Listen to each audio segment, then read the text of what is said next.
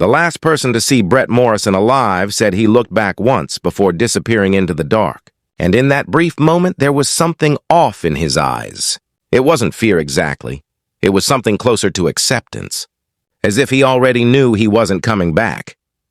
If you're drawn to stories where the truth hides in plain sight, make sure you're subscribed, because this case will make you question everything you think you know about small town. Secrets on October in Alberta brings a very specific kind of cold. Not the bone-cracking chill of January, but a damp, creeping cold that seeps through denim and fleece, settling deep in your chest like a warning.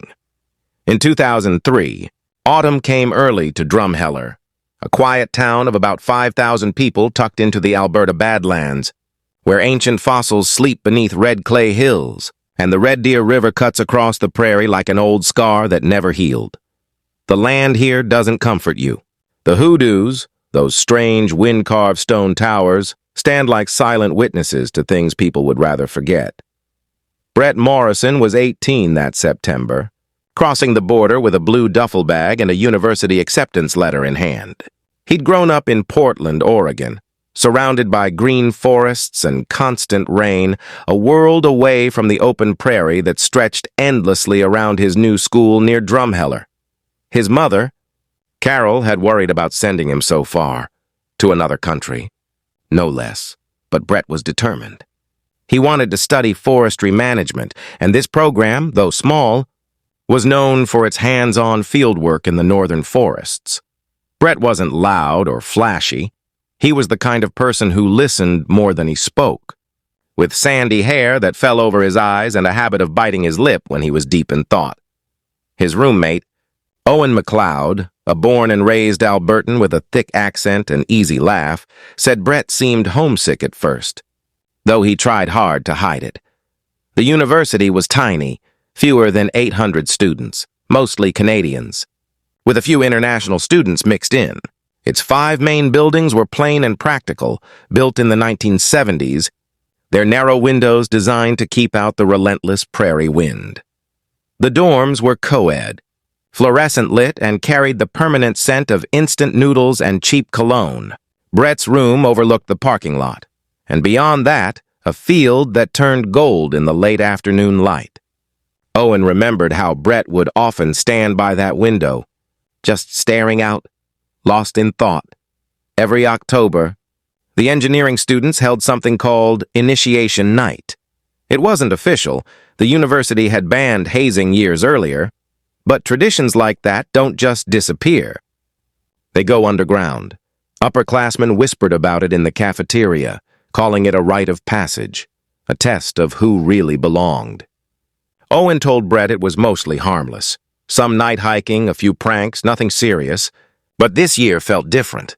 The event was being led by Travis Bauer, a 21-year-old known for taking things too far, and people were uneasy. The old grain elevator had been abandoned since the early 90s, a massive concrete tower, standing alone against the night sky like a tombstone. It sat about a kilometer from campus, reachable only by a half-forgotten gravel road that locals barely maintained. Kids used to dare each other to go inside, but the doors had been chained shut for years. The area around it was pure emptiness, flat open land with only patches of prairie grass bending to the cold Alberta wind, no streetlights. No houses, just the elevator and the endless silent dark of the prairie. That's where Brett Morrison walked toward that night, and he never came back. The next morning, October 18, 2003, the Royal Canadian Mounted Police received a missing person report at exactly 7:43 a.m. It was filed by Owen McLeod, Brett's roommate, who'd woken up to find Brett's bed empty and untouched. At first, Constable Derek Santoro didn't think much of it. College students vanished for a night all the time, crashing at friends' places, partying, or just blowing off steam. But Owen's voice over the phone told a different story. He was frantic, almost in tears, insisting that Brett wasn't like that. He didn't drink. He didn't party. And the last thing he'd said was that he was heading to the old grain elevator.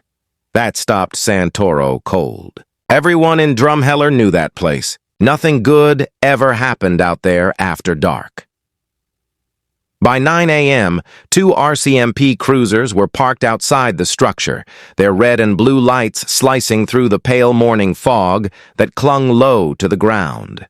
The chains on the main doors were still there, rusted, untouched. The officers circled the building, boots crunching on gravel and broken glass, calling Brett's name into the silence. Only the wind answered, carrying the scent of dust and old concrete. There were no footprints in the soft dirt, no torn fabric, no trace of anyone having been there. Constable Santoro stood at the base of the elevator, looking up at its towering height, and felt a heavy certainty settle in his gut. If the kid had come here, something had gone very wrong. By noon, the search had grown. A canine unit was brought in from Calgary, 2 German shepherds trained for search and rescue. Their handlers moved with quiet precision, radios crackling as the dogs caught a scent trail leading southeast, toward a narrow ravine that cut through the prairie like a deep scar. Volunteers joined students, professors, and locals, forming a loose line that swept across the frozen brush. The temperature had dropped overnight, just above freezing, and everyone knew the grim truth. If Brett was hurt or lost, the prairie cold wouldn't forgive him. Carol and James Morrison landed in Edmonton that afternoon, just after 2 p.m., having caught the first flight out of Portland. When the RCMP called them at 6 that morning, Carol could barely speak through her tears. Her husband James, quiet, steady, a man who'd spent his life in construction, held her tightly the entire flight, his jaw clenched, his hands shaking. They drove straight to Drumheller, a 2-hour trip through a landscape that felt alien, vast, empty, and so unlike the green comfort of Oregon.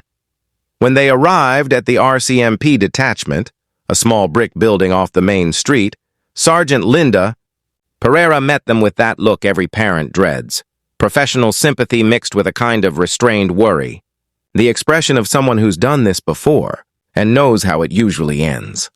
The Morrisons were taken to the search site, where they stood side by side at the edge of the operation, watching volunteers call their son's name across the barren land. Carol clutched a photo of Brett, taken just 2 months earlier at his high school graduation, his smile shy, his eyes full of life. She showed it to anyone who would look, as if somehow that image could bring him back. James stood silently, his eyes scanning the endless horizon, trying to make sense of how his son could simply vanish into all that emptiness. The prairie stretched in every direction, broken only by the occasional coulee or a cluster of poplar trees turning gold and orange in the crisp autumn air. It was breathtaking, but in a harsh, unforgiving way, and James hated it. Owen McLeod approached them cautiously, his face red and swollen from crying. He told them about the phone call, how Brett had left in a hurry, how he'd said he was going to the old grain elevator. Owen kept apologizing, saying he should have gone with him, should have stopped him. Carol wrapped her arms around the boy, this stranger who had been the last person to see her son alive. And Owen completely broke down, shaking with guilt for something that was never his fault, but would haunt him anyway. That single detail, the phone call, caught Sergeant Pereira's attention.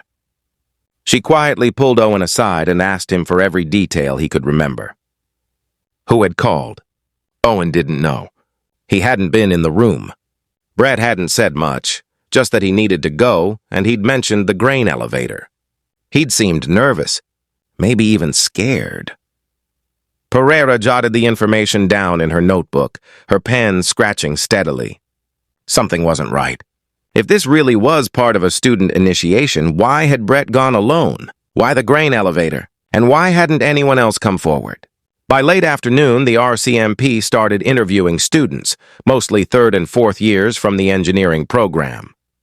The first was Travis Bauer, tall, broad-shouldered with a self-assured grin that vanished the moment he sat down.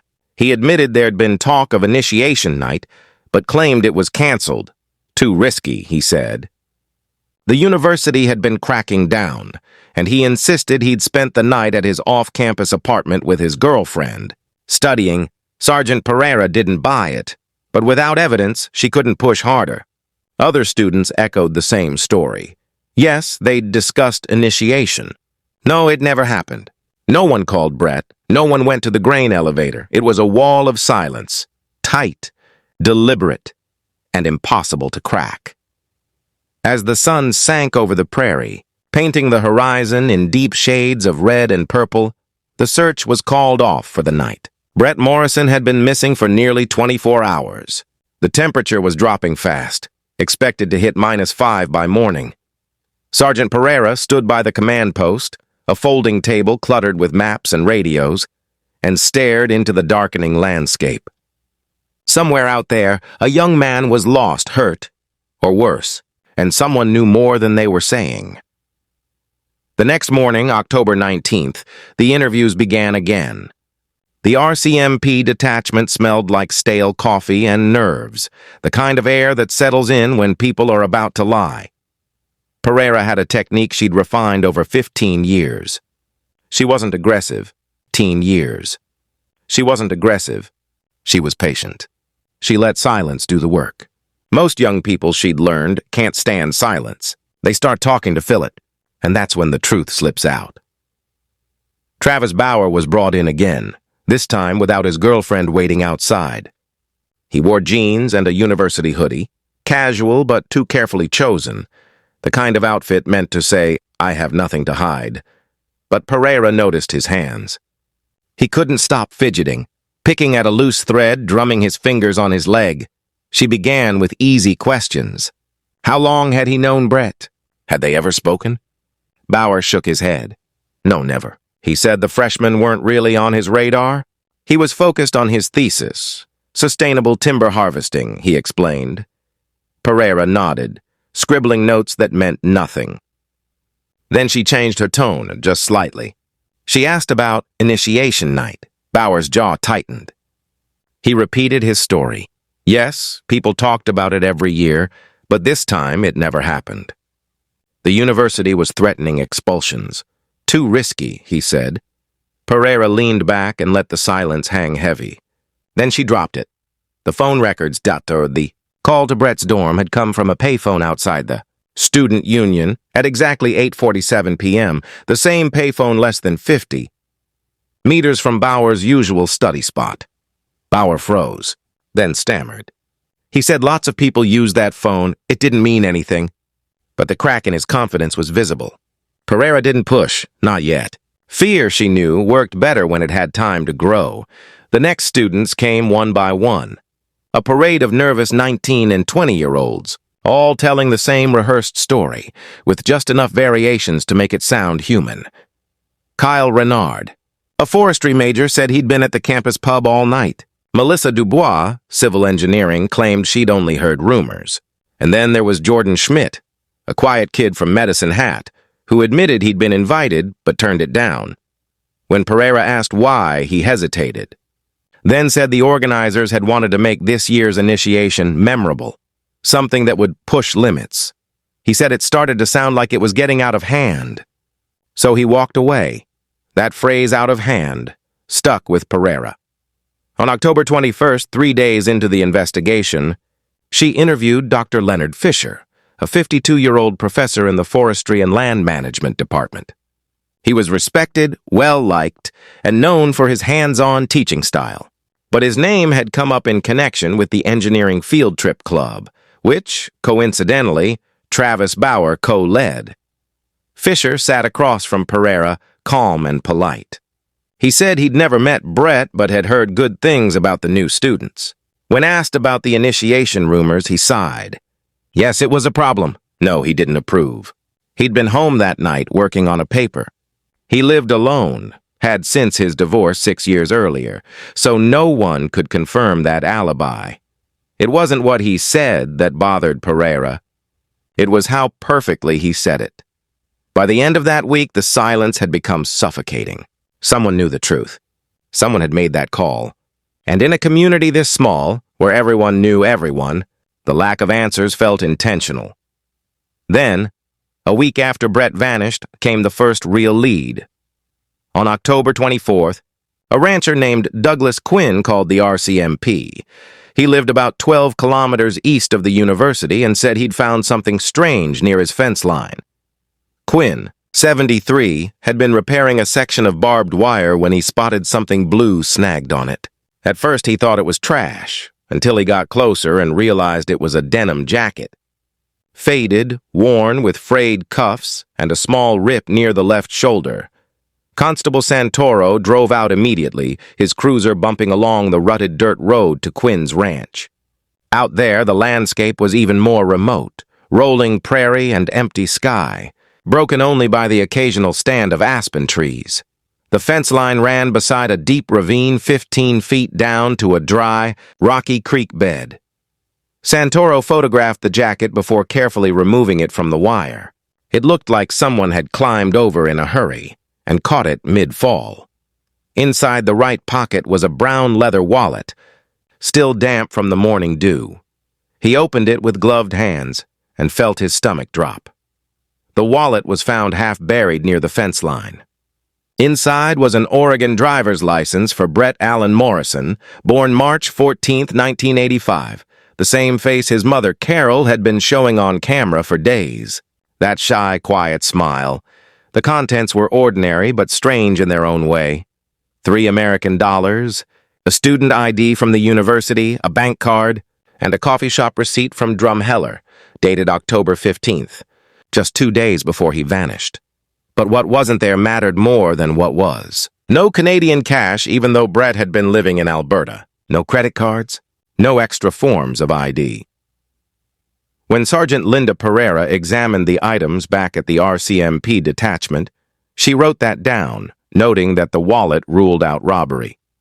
But its location told a different story. It meant Brett had somehow traveled east, far from where he was last seen, though no one could say whether he'd gone willingly or not. That discovery kicked off another massive search. Teams from Calgary returned with rescue dogs and climbing gear, rappelling down the ravine walls. Volunteers from Drumheller came back too, combing the prairie in slow, careful lines, eyes scanning for any sign of movement. Brett's parents, Carol and James Morrison, watched from the edge of the search zone. Every time someone called out or a dog barked, Carol's face would lift with hope, only to collapse again when it wasn't him. James walked the fence line over and over, trying to make sense of it. His son's jacket had been found here, 12 kilometers east of campus. The old grain elevator, where he'd supposedly gone that night, was kilometers west. That's a 16-kilometer gap, too far to walk through the dark prairie unless you knew the land, or unless someone took you there. Investigators started to consider darker possibilities. Maybe Brett had gone to the elevator like he said, and something had gone wrong. Maybe the elevator story was a setup and the real meeting place was somewhere else entirely. Or maybe Brett had been taken. The way his jacket hung on the barbed wire suggested he'd either been pushed from a vehicle or had tried to climb the fence in a hurry, maybe even to escape. But none of it fit cleanly. There were no tire marks near the fence. The ground was dry, untouched. No one had seen a car that night. And still, no sign of Brett. The jacket was sent to the RCMP forensic lab in Edmonton. Technology back in 2003 wasn't what it is today, but the analysts still pulled evidence from the fabric. Traces of soil matching the clay-heavy earth near the ravine. Bits of sagebrush, prairie grass, and tiny synthetic blue fibers that didn't come from the jacket itself. Then came the stains. Small drops of what looked like blood along the right sleeve, too weathered to test immediately, but enough to send for DNA analysis. In 2003, that kind of testing took weeks. While they waited, a new lead came from a custodian named Maria Oliveira, who cleaned the university buildings early in the morning. She came forward after seeing Brett's mother on TV.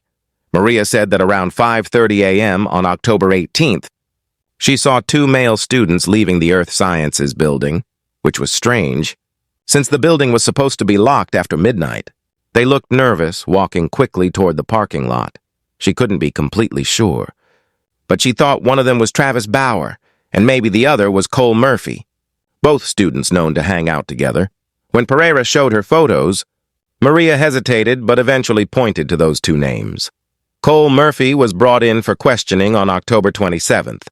He was quieter than Bauer, polite, reserved, the kind of guy who looked younger than his age. He said he'd been home in Drumheller that night, having dinner with his parents.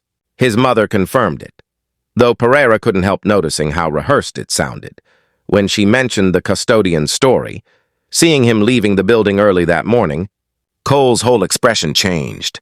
He denied it instantly, said she must have been mistaken, but his hands were shaking.